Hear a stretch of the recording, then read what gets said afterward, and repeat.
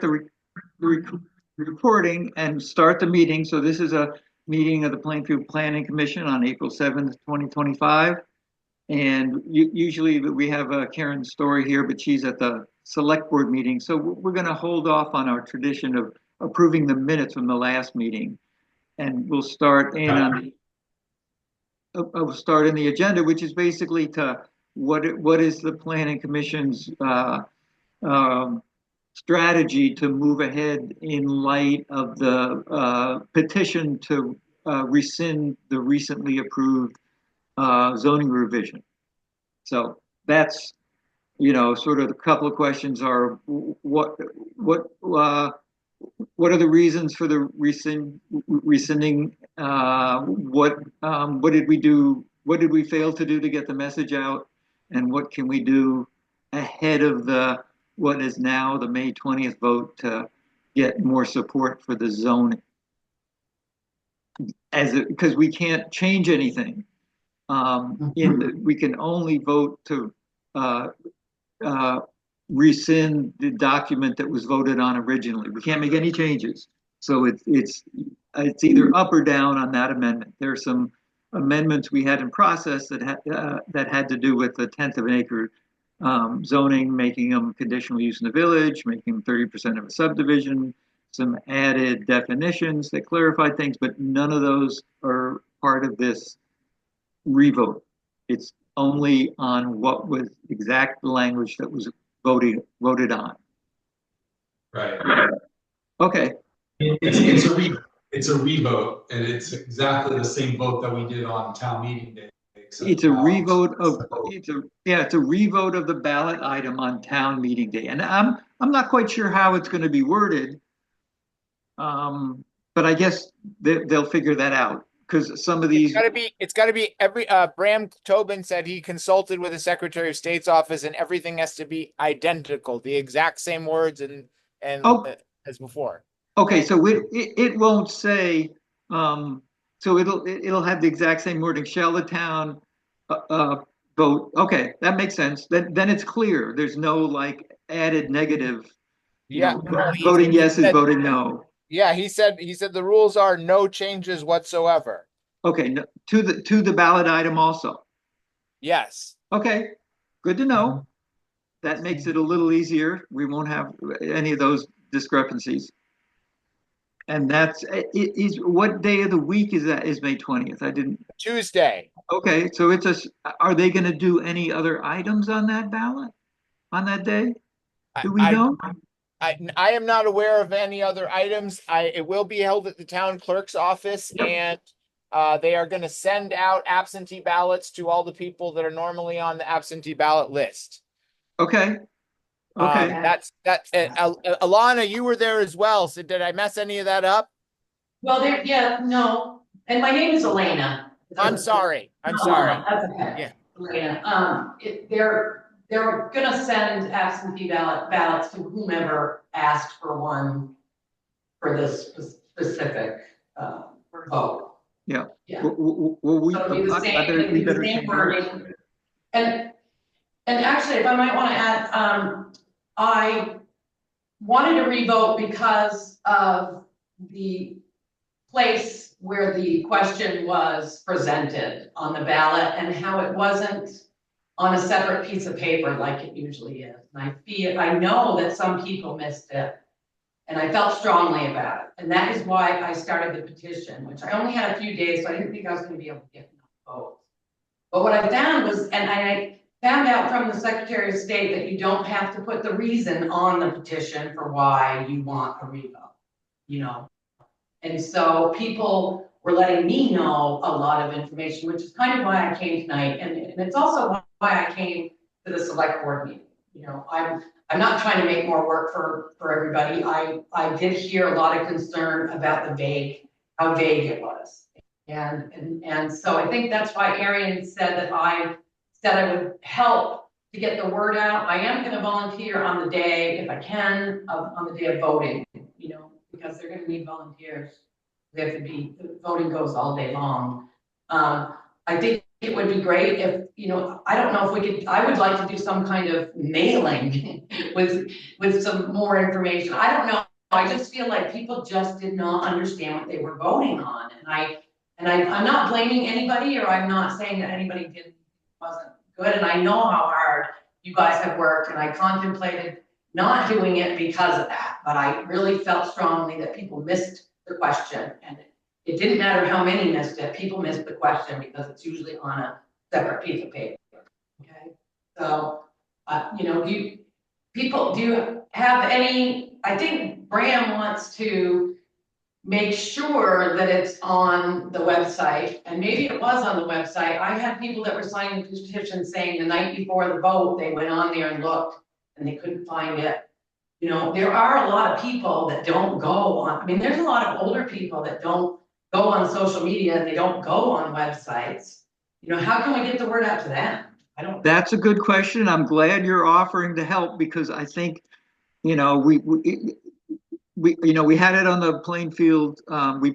Jesse put it on the Front Porch Forum a couple times. A little discussion what the zoning revision has in it. It's just a quick synopsis, because who wants to read all 80 pages? Look at all those colors. It gives you a headache. So it was a simple explanation like that, but it's only on, you know, it's only posted around town. It's only on Front Porch Forum. How do we get the information out to the people who not, you know, the website, you have to go through the planning commission page. You have to go through this. You have to click, look at that, and then download an Adobe file. And then do you want to print it out? So it's, you know, if you're used to doing that, that's one thing. But if that's not your way of getting information, how do we do that? And, you know, I was thinking, I got a copy of the petition, and then we each take 10 names and call them up, except you can't call. How do you get people's numbers anymore? Nobody has landlines. They got cell phones, and they got email addresses. So it's really, what do we do for outreach? Because I don't think there's so much controversial in the document that people will vote against it. They just need to know what they're voting for. Do you think that makes sense? It does. That's what I found by talking to people, that they didn't know. Some people missed it, but some people didn't vote because they didn't know what they were voting.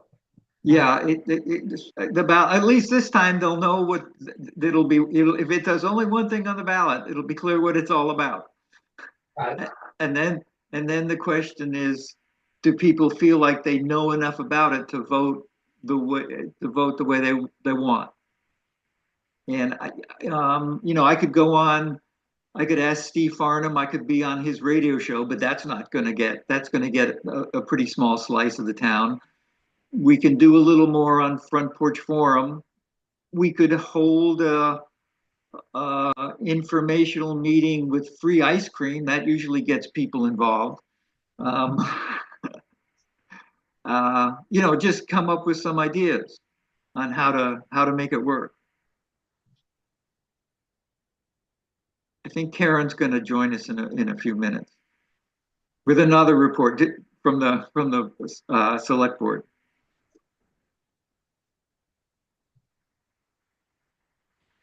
Jesse, you have some ideas? I hate to think that less people will actually come out and vote for a single issue, and then that would overpower a vote that was part of a town meeting day. That strikes me as one of the downsides of doing a special vote for one issue. Because now people have to be paying attention to even know it's happening, and then they need to make the extra effort to go and vote on one issue. You know, and if at the end of the day, 25% less of the town even weighs in on it, did we do a better job at voting on that issue? I don't know. Well, we're kind of stuck. Yeah, we're kind of stuck with that framework now. It's a lot. It's similar to some of the revotes on the school board. You get the votes get a little less each time, but the people that come out, if a lot of people come out and vote for it, then that'll be a good sign that there's good support. Right. Just trying to think optimistically. That's all. Yeah, it's unfortunate that it can't be changed, I guess, but it makes perfect sense. sense that you shouldn't change anything. If you voted on something and you're re-voting, you should be voting on the same exact thing. I think I have a little bit more understanding after the select board meeting, because I found out that why those amendments weren't part of the vote. Yes, yeah, I mean, the rules around adopting zoning are not easy. You make one little mistake and you start all over again. And, you know, those discussions came up in our planning commission meetings. We had really good support, really good attendance, the amendments, but we couldn't get them to be adopted in time because we wanted to have the full townwide vote. And subsequent amendments, in fact, the whole zoning revision ballot item could have been approved by the select board at a regular select board meeting. But we, in the past, we voted for it, and the select board felt like we've spoken about voting for it, so we should go ahead and do that. And so here we are. So, Jesse, I mean, you've got some, you're a good on Front Porch Forum.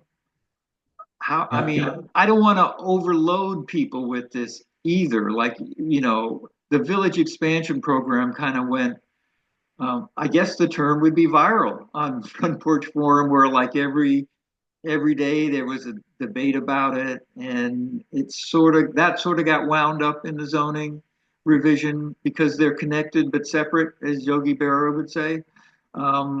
So yeah, you know, I don't want to overload people, but we got to get it out there, and we got to do it. Have to do another post or two, maybe in the near term, and one closer to the vote to tell people what's happening and restate, you know, the changes that the updated zoning regulations include. Maybe a little bit of information about the trajectory of the select board voting on the amendments and what those are and what they do. I mean, I think some plain language context for what's going on will probably be helpful to people more than anything else that I can think of. Yeah, it is. It's hard. It's such a complicated process with all these moving parts. But yeah, we should try to do that in the next week or so. I'll draft something up. And then I think some kind of public forum, middle of May, you know, not too close, but not too far away. You know, if we did it now, you know, if it's May 20th, something around the 10th, 15th, some kind of public forum where we invite people to have an open discussion, you know, at the Opera House. And, you know, on a time when it's convenient for everybody. You know, weeknights can be hard, but who wants to give up? If it's sunny on that May day, no one's going to want to be inside. So we can talk about that. Hey, Karen, you're here. Did you? Elena gave us some lowdown on area and gave us a date. You were at the meeting, right? Well, I thought it was started at 7, so I went in at 7 and just I got to hear the 79 Bean Road part. Yeah. What wasn't that before the planning commission on the agenda? I thought so, but for some reason when I came in, that Michael, our lawyer, was talking. Okay. Okay, so I missed all the other stuff. Okay, so Elena and Aaron had the most up-to-date information. I keep forgetting they met at 6 too. I'm wondering if we should change our day of the week, since the select board meets every Monday and they're stealing our crowd.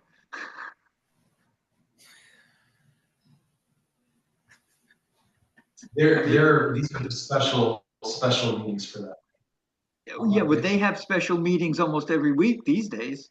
I mean, their agenda is like wicked full, and I don't see it getting any lighter anytime soon. Not that they want it that way, but yeah, they don't want to have the special meetings, but they, stuff comes up. So Aaron, you got any suggestions for like, information, just getting the information out? You got your own project going on, so. Oh, you gotta unmute, that's that skill of the Zoom skill. Yeah, No, I mean, I just was curious what you guys were thinking. I mean, I'm happy to help, if that's helpful. I think it is, in some ways, in some ways it's helpful if people, I know that the zoning got a little conflated with the village expansion project. Even though, because we're going the PUD route, it's not quite the same as it once was. But still, I mean, if there's things that, would be, happy to put the word out there through some of those folks who signed up to be interested, just to say, hey, please vote for the zoning changes. You guys worked really hard, and you were been working on these changes for 4 years, right? you're more, let's not talk about that. Yeah, Okay. Well, yeah. that's one of those things. I think just, I imagine there is a summary sheet that you have put together. If you want to send that to me again, I'm happy just to circulate that a little bit more, and just within the context of, well, I think there's some folks who, were under the impression that this happened really quickly, and it's like, well, no, you guys have been working on a number of these revisions for 4 years. Yeah, we can send that out. And then, I guess I thought of the idea of like doing a Survey Monkey thing, but that's not going to reach out far enough either. But I'd like to. Yeah, I was looking at the list of the people who signed the petition, and I think there's 64 names on it, and there's 64 different reasons why they signed it, I think. Mm. I don't think they all. Elena, that's what was my impression, is there were a bunch of different reasons for people signing the petition. It wasn't all just, we don't want zoning. A lot of it is we didn't know, get enough information, and we didn't, the ballot was confusing. Yeah, there was 75 Yep. spots. And that was 4 days. I mean, people were really, like, I asked 38 people and I only got one no, which was really surprising to me. But I presented it with the location of the question and that people missed it. Yep. And then people responded to me with reasons why they would like it. And I don't know about everybody having a different reason, but most people just felt like they didn't understand what they were voting on. And I don't know. I mean, if you just didn't get involved at all and you read the article, it would be pretty hard to understand. Right. Right. Yeah. And there were other people that said they tried like the night before to go look it up because they knew they were going to be going and voting on it, and they weren't able to find what they were looking for. And I don't know if it was there or not. But like you said, they had to click, and yeah, it's not easy to find, and I try to I try to manage the page, but it's difficult. It's not easy to. You got to kind of know what you're looking for, and if you're used to knowing it's there, it's there. But if you, like you say, if you just came in and read that ballot item in the voting booth, what's this all about? So right. I think like the river corridor map, and I know that I came to meetings and I heard that like you want it passed because of FEMA. Maybe I still don't know what that means. I don't know what it means that you want it passed because of FEMA. I mean, I understand that concept, but does it mean you get, FEMA money easier, or so maybe there needs to be, and I don't know how to do it without it getting too long and involved for people to not want to read it. I don't know if I've seen the summary myself. I must have. It's on the top of the Planning Commission web, the sub page of the web page, and I think I don't have access to put stuff on the main page. They don't want too many people messing that up, because I mess up the Planning Commission page enough. So So he's going to put that little thing. It's called "What's in the New Zoning" or something like that. And it's Yeah. Will, can you, I mean, just to speak to that specific question, because I think it's a good one on FEMA. Um, the river, if the river corridors are formally adopted, it makes it such that the state has more of a cost share, but I don't know what the numbers are in terms of. yeah, I oh, go ahead, Jesse. You were showing. I was showing just if you're communicating with people about how to find it, it would be to go to the planning commission page under government, and then what's in the new zoning, proposed zoning amendments, full zoning document with amendments in red, report on amendments. Okay. That's the top of the planning commission page. Okay. But you have to be kind of a nerdy thing to follow into that. I totally get that. That's not easy Like, to to do. get to the planning commission page at all takes a little bit. Right. So what were you saying about the FEMA and the? Well, the river hazard corridor is promoted by the state, and the carrot and stick is that if you adopt these regulations, the state will reimburse the town for flood damages at a higher rate, say 85%, 80% or 90% instead of 60%. And The even state hasn't adopted it yet, right? this, So. yeah, State right. hasn't adopted it. Yeah. So what would be the reason for Plainfield adopting it sooner than the state adopts it? Because my assumption would be that the map is not quite ready to be adopted. Would that be a good assumption? No, the Plainfield map is based on the latest data. It's probably some of the highest resolution data for flood areas in the state. There are a few towns that suffered floods enough so that the drone views and the GIS information is pretty accurate. And the reason to adopt it as soon as you can is if it floods again, like the statewide river corridors aren't supposed to be adapted till 2028, say, I think. I'm throwing that out, but it's a couple years. In the meantime, Plainfield suffers another flooding event, and if you have or in the process of adapting the latest river corridor information, then the state will reimburse you at a higher rate. So it's an incentive for towns to do this. Once the whole state is adopted, they don't need to give you that incentive because everybody's got the same GIS-based river hazard information as a regulatory procedure. So that's the incentive, higher reimbursement during and after flood events. And Plainfield's pretty good at getting flooded out these days. Yeah, Will, I think Michael Billingsley might know those actual numbers of what that really makes in terms of difference, because I remember him talking about it.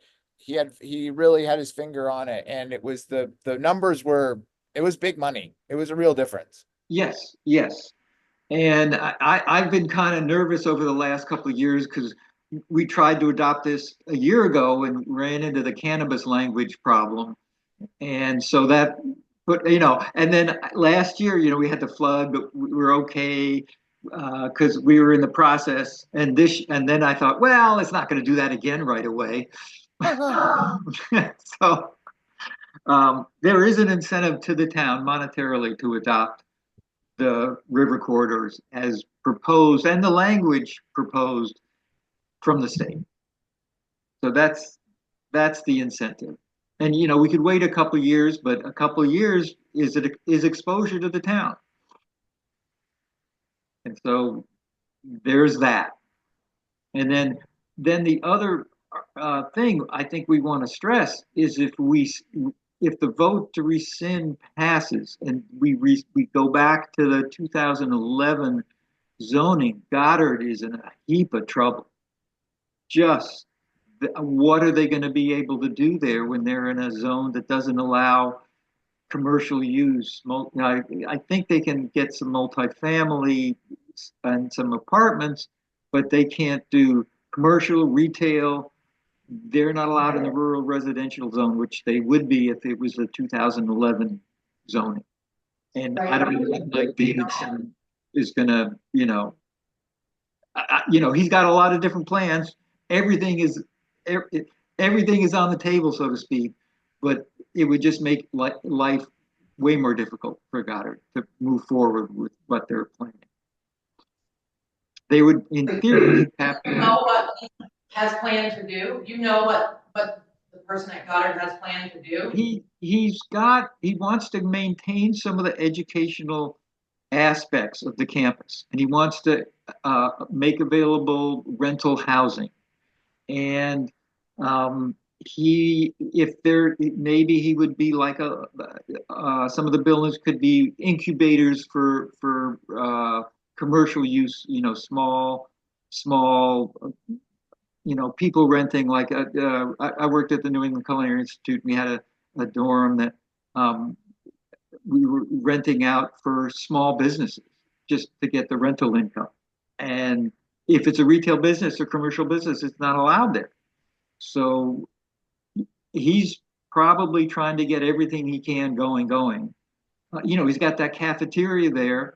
And the last couple of years at Goddard, they opened that cafeteria to the public, and there's a neat little place to go eat. And but he couldn't do that under the old zoning. Goddard could do it sort of. Karen can speak to all the things that he almost could get away with doing under the umbrella of education, but that is really changed now once the new ownership is fully complete. So that's an issue for the town that I think everybody wants to see Goddard become something useful and successful. And that's one reason we put it into the village district, to allow him to have much more options. So the river corridor is financially good for the town in the next few years. The Goddard expansion, or having it in the village district, is really important for his project. And then the zoning revision allowed higher density in the village. So those I think were the three major points that we need to make clear in the public outreach. And then we can explain how the amendment process works. And I mean, even Bram was emailing me today, trying to make clear, what should we have? Should we have those amendments as part of the thing? And I said, well, it's public information, but it will not clarify what is legally bound by the petition vote. I suggested he put those, amendments about the 1/10 acre, because that was an issue. But if we can't talk about that, because we can only talk about the original document and the original, apparently now, the original ballot wording. So when you say we can't talk about it, what do you mean? We can talk about it, and we can, but we can't put it on. We can't have it on the ballot item. We can only. We're not changing. We're revoting the exact same thing that was voted on town meeting. Yes. But we can talk about it in terms of explaining the relevance of the amendments, saying right. I guess what exactly. Yeah. What we shouldn't say is we can't change it at this point in time. We intend to change it to these amendments, but that's not what the vote is. Public outreach, we do want to talk about that, because that was part of the issue originally when we went through, when we had everybody here discussing the 1/10 of an acre. And Jesse, I vividly remember you saying, let's make 1/10 of an acre permitted for the sake of discussion. And it was absolutely started a discussion. You remember? I do. Okay, good. That was absolutely started a great discussion. So that was well worth doing. Okay, any other thoughts? Like I say, I guess you want to do the minutes, Karen? You weren't here. We could either do them or put them off till next meeting.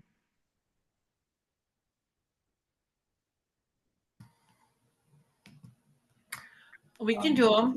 Okay, okay, then I guess we can have a motion to approve the minutes of the last meeting, Motion. and a second? Yeah, I can second that. All those in favor? Aye. Okay, and we've approved the minutes, so, that was my agenda for tonight. We needed, like, we do need to have a plan. I think we can, I'll talk with Jesse and Aaron about some postings.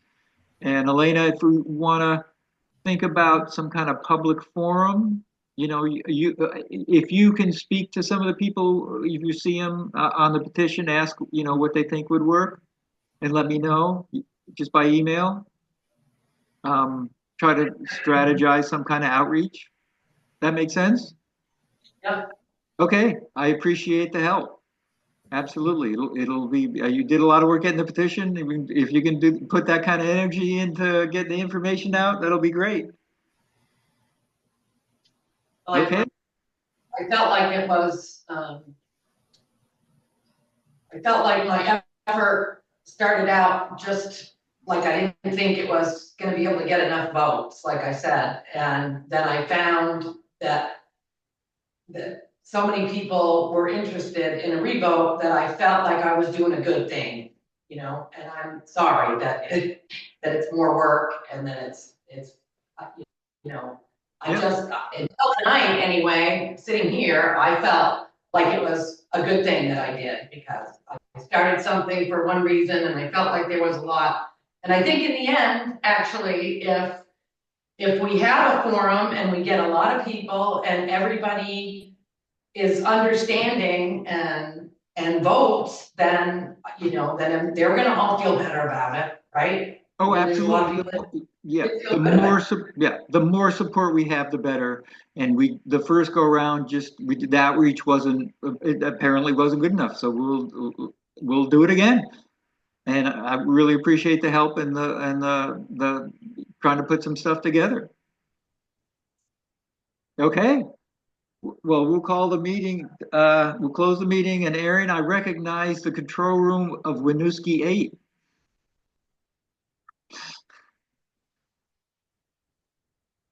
Exactly.